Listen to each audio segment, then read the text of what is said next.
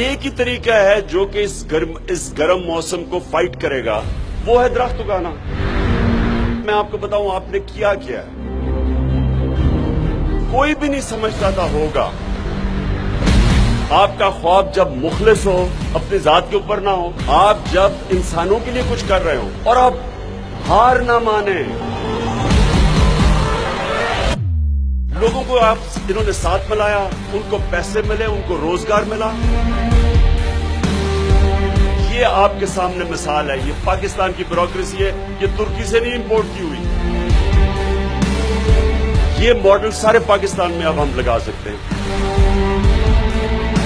जो आज लाहौर में आप देख रहे हैं, ये बहुत बड़ा खतरा है लोगों की जिंदगियों पे।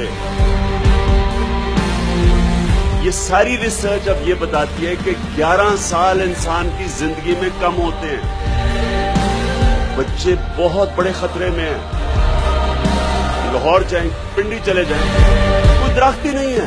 दरख्त पोल्यूशन को अब्जॉर्ब करता है।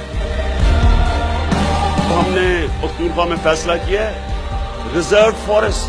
जब से पाकिस्तान बना है, एक रिजर्व फॉरेस्ट नहीं हमने बनाया। हम अब एक नया प्रोजेक्ट लेके आ रहे हैं, इको टूरिज्म।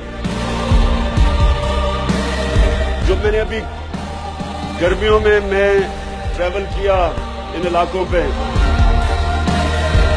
4 जगह मैंने देखी। दुनिया में ऐसी जगह नहीं है।